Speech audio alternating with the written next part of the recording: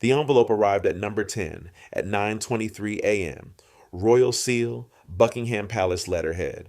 3 pages that would change everything. Keir Starmer opened it expecting routine formality. Royal assent.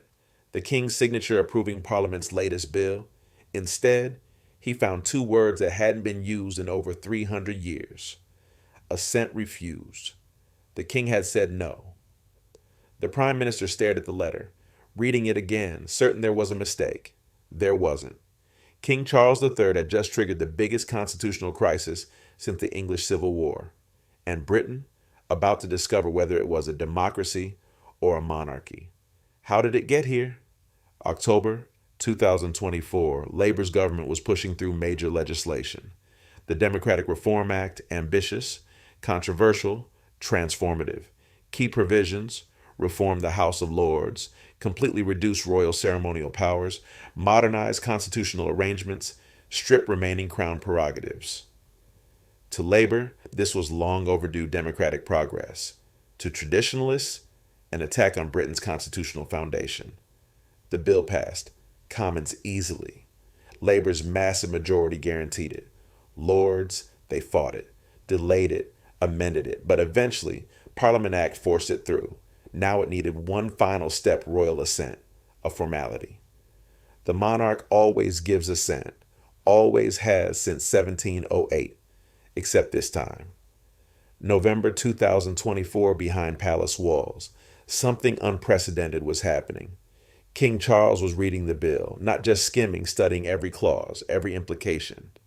His constitutional advisors were divided. Some, Your Majesty must sign.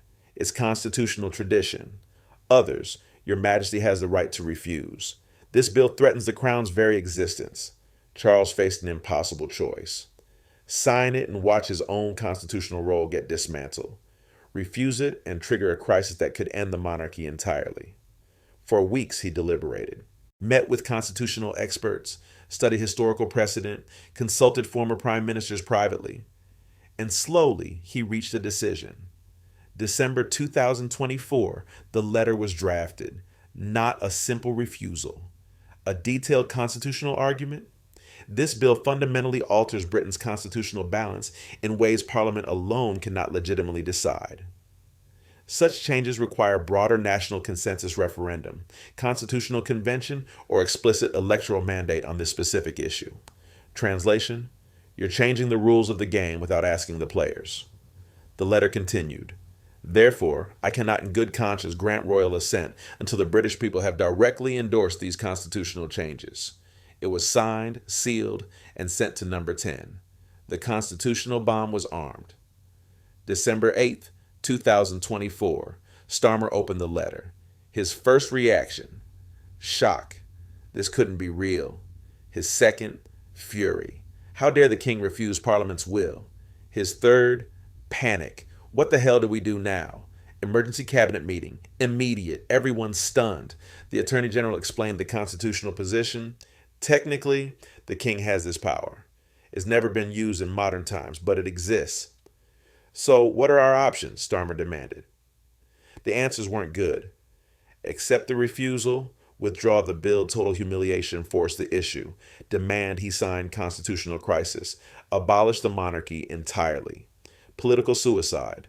Starmer chose option 2, confrontation. He requested an urgent meeting with the king, private, direct, December 10th, 2024, Buckingham Palace. The meeting everyone would analyze for years. No staff present, no witnesses, just king and prime minister. What was said? Both sides gave different accounts later. Starmer's version: I explained that in a democracy, Parliament's will must prevail. The king's role is ceremonial. He must sign.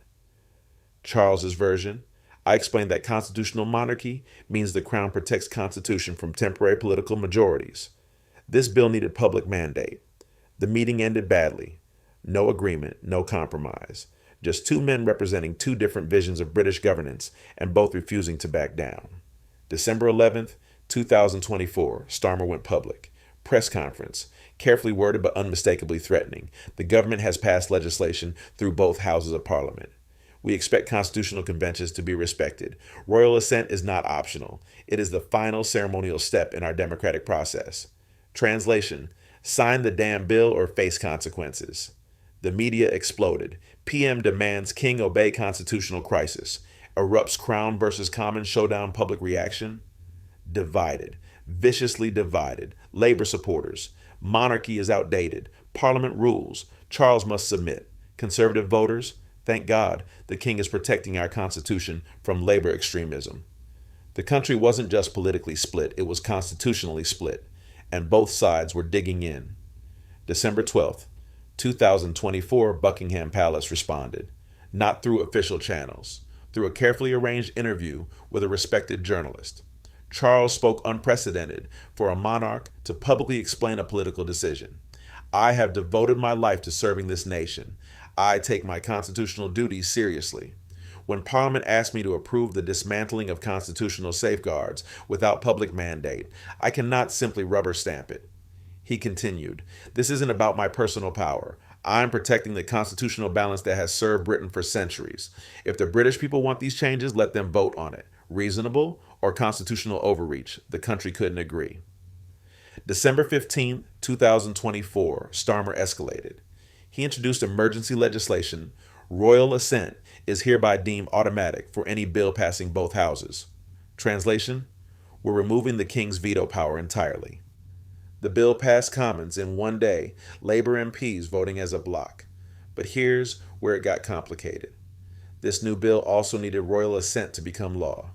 Would Charles sign a bill removing his own power to refuse bills? The paradox was absurd and dangerous. December 18th, 2024, constitutional experts were panicking.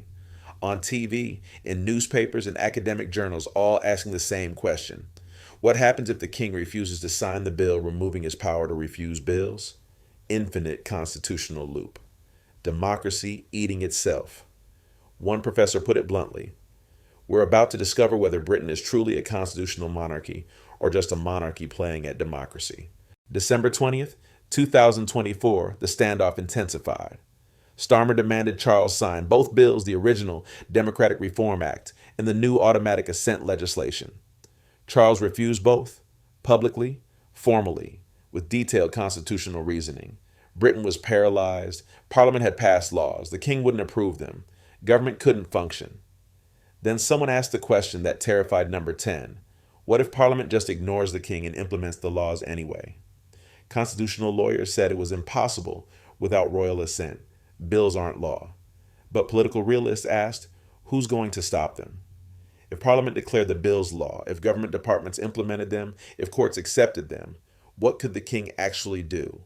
January 2025, the crisis entered dangerous territory. Starmer announced the government would proceed as if the bills had received assent. Constitutional fiction, legal nonsense, political necessity. Charles responded through his lawyers. Any implementation without proper royal assent is constitutionally void and potentially treasonous. Treasonous. The king had just accused the prime minister of treason. Britain was on the brink. Then something unexpected happened. The public started taking sides, violently. Pro-monarchy protests in London. Tens of thousands demanding Starmer resign. Pro-democracy counter-protests. Tens of thousands demanding Charles abdicate. Clashes. Violence. Police overwhelmed. The country wasn't just divided, it was fracturing. February 2025. International pressure mounted. Other Commonwealth nations watching nervously. If Britain's monarchy collapsed, what happened to theirs? The United States offered to mediate decline by both sides. European leaders expressed concern about British political stability. Britain's constitutional crisis was becoming a global spectacle, and both Charles and Starmer were trapped. Back down now? Look weak. Lose authority. Push forward. Risk violence. Constitutional collapse. National breakdown. March 2025, the first compromise attempt. Elder statesman, former PMS from both parties, proposed solution. Pause implementation. Hold a referendum on constitutional changes. Respect the result. Charles indicated willingness to accept this. Starmer refused. We don't need a referendum. We have a parliamentary majority. That is the mandate. The compromise collapsed. April 2025. Public opinion polls showed shocking results. Should the king have refused royal assent? Yes, 48%. No, 52%. Should Britain remain a constitutional monarchy? Yes, 58%. No, 42%. The country wanted the monarchy, but was split on whether Charles did the right thing. Starmer saw an opportunity. New strategy. Bypassed Charles entirely. He began exploring whether Prince William, next in line, could grant assent if Charles wouldn't. Constitutional experts said absolutely not. You can't just skip the reigning monarch. But Starmer was desperate. May 2025, the situation became surreal. Government implementing policies without legal foundation. Monarchy refusing to validate Parliament's decisions.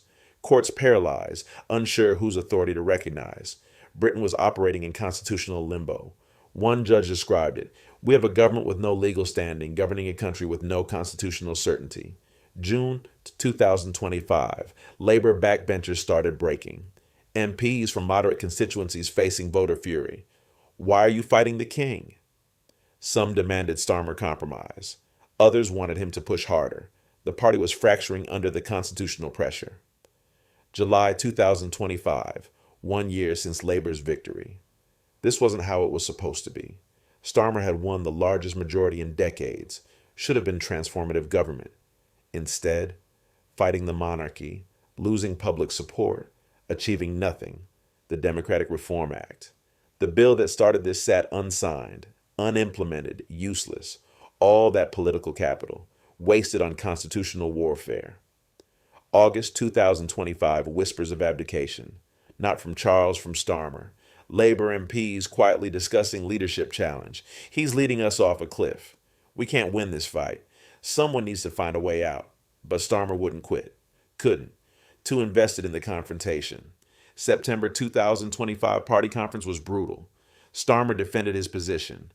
"I'm fighting for democracy against outdated privilege," but delegates were tired, angry, divided. Conference voted narrowly to support him, but the enthusiasm was gone. October 2025, polling disaster. Labour's support collapsed. Conservative and Reform UK surging. Not because voters loved them, because voters hated constitutional chaos. We just want the government to work again. This fighting needs to stop. Someone needs to compromise.